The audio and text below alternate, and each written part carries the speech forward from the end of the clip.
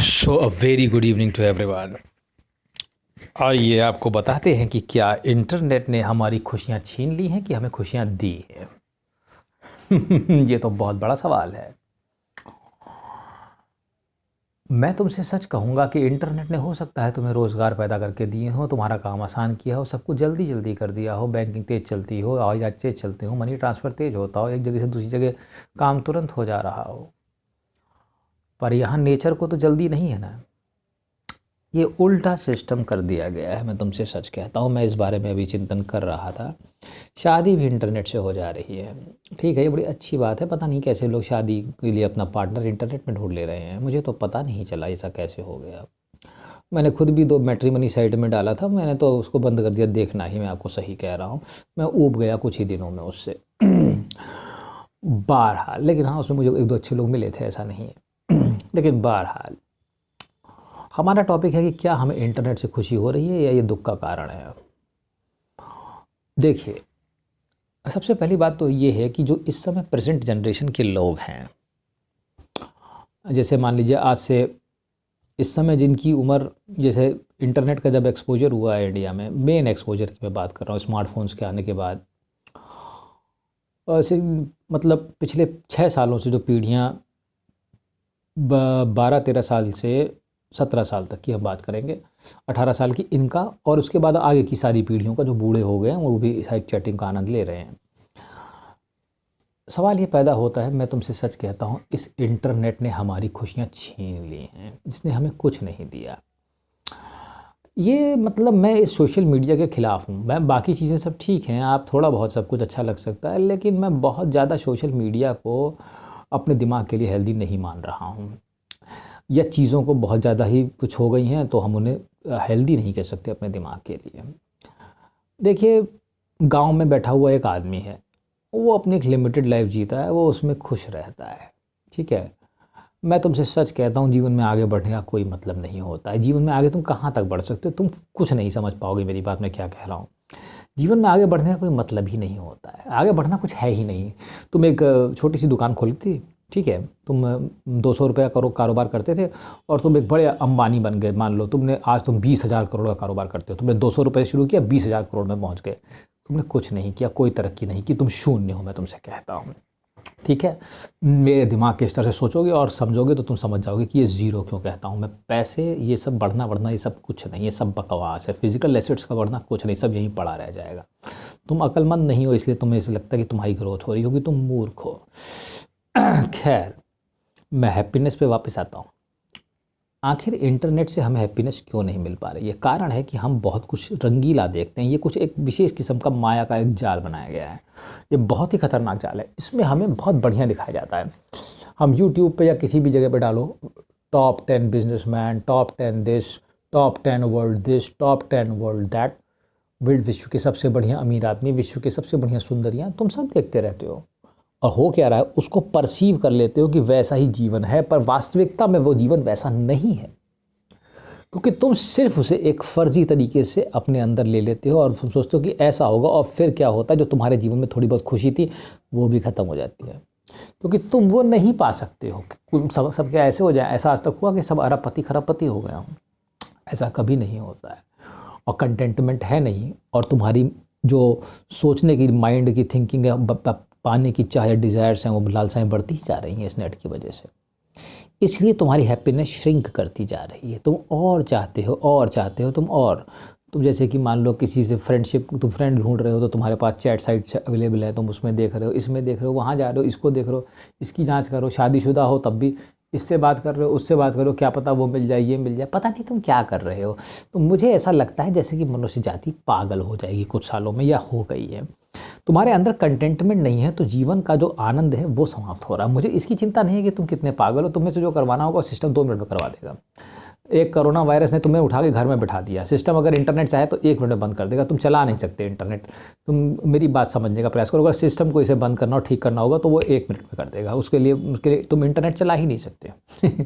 वो एक अलग बात है। मैं इस बारे में नहीं बात करना चाहता कि क्या हम इंटरनेट को रोकने का प्रोग्राम बना रहे हैं।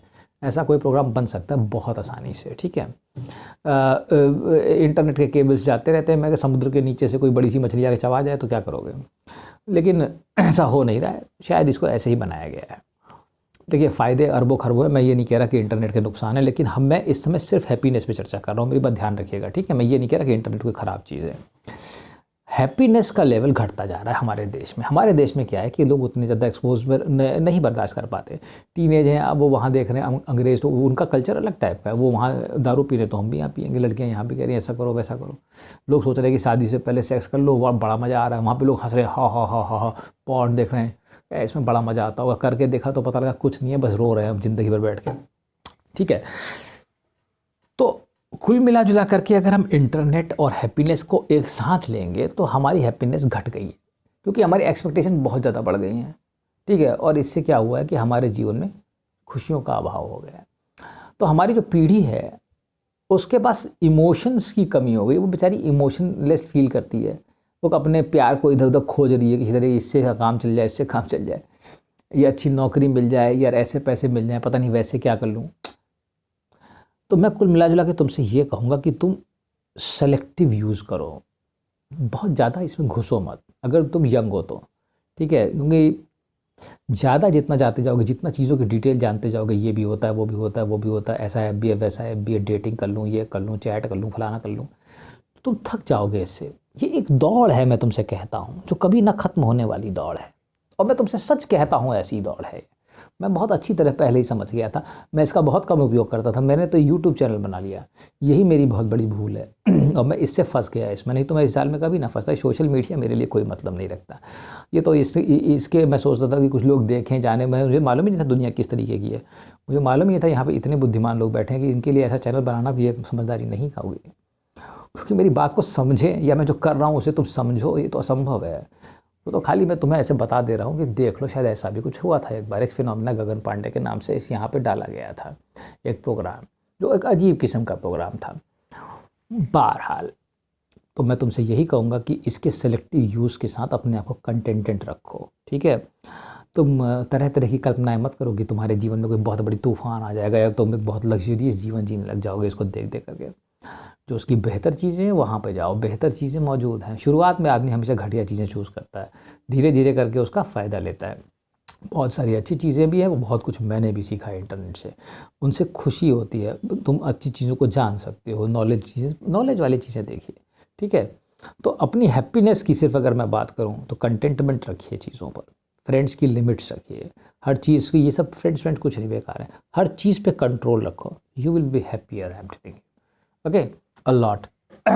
चलो, और फैमिलीज़ और फ्रेंड्स से हमेशा जो अच्छे हों उनसे हमें संपर्क बना के रखिए, क्योंकि human to human touch is important than chatting. बहुत सारे चैटिंग करने वाले मेरे दोस्त देखे हैं, वो कहते हैं हम ऊब गए। मैं पूछता हूँ लोगों से, वो कहते हैं हम ऊब गए जी, ये तो पता नहीं क्या है। सब मैंने बहुत सारे लोगों से देखा और पूछा, मैं हर चीज़ पूछता हूँ लोगों से कि क्या चीज़ क्या है, तब मैं एक जनरलाइज चीज़ निकालता हूँ। तो वो सब लोग यही कह रहे हैं, वो तो और भी बोरिंग चीज़ है डेटिंग साइट्स, और ये जो आपके चैट साइट्स हैं ये तो और भी बोरिंग है। लोग कहते हैं वो ऊब गए हैं इन सब चैटों से थोड़े समय में। और मैं तुमसे सच कहता हूँ, मैं देखता हूँ कि फेसबुक और इंस्टाग्राम के ऐड ज़्यादा आते हैं आजकल। क्यों? क्योंकि लोग ऊब रहे हैं, लोग धीरे धीरे करके जान रहे हैं, इनको कंपनियों को भी मालूम है कि ये सब लोग ऊब जाएंगे, और ये ऊब रहे हैं क्योंकि ये सोशल मीडिया ये कुछ नहीं है। एक बढ़िया सा आपकी कॉलोनी में आप रहते हो, वहाँ 10-15 आपके दोस्त हों, आप हल शाम को घूमते टहलते हो, खेलते कूदते हो। मैं बता रहा हूँ, उससे बढ़िया जीवन नहीं है कि तुम अमेरिका में बैठ के किसी से चैट कर रहे हो या किसी यहाँ से बैठ के चैट कर रहे हो। इसमें कुछ आनंद नहीं है, खाली एक बकवास दिमाग का एक फितूर है कि यहाँ आनंद है, कुछ नहीं है, उसमें कोई हैप्पीनेस नहीं है।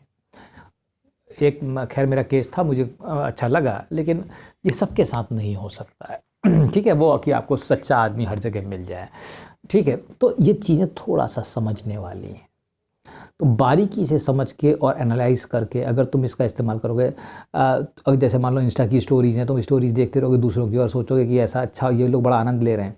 मैं तुमसे सच कहता हूँ, इंस्टा पे ज़्यादा स्टोरीज जो डालते हैं वो उनकी लाइफ ज़्यादा नेगेटिव है, वो ज़्यादा परेशान लोग हैं, क्योंकि वो ऊब करके उसमें स्टोरीज डाल रहे हैं, उनके पास कोई चारा ही नहीं बचा है। तो समझो चीज़ों को, ठीक है, हर चीज़ का इस्तेमाल करो जिसमें तुम्हें फ़ायदा लगे। थोड़ा पैसा कमा सकते हो, साइट्स में अपॉर्चुनिटीज़ हैं, अच्छे करियर बना सकते हो, चीज़ें बहुत सारी हैं, ठीक है। तो उस तरफ जाओ तो तुम्हारी खुशियाँ रहेंगी और जीवन में उसका फ़ायदा उठाओगे, टेक्नोलॉजी है तो, ठीक है। चलो ठीक है फिर, मुझे उम्मीद है आप समझेंगे। Thank you.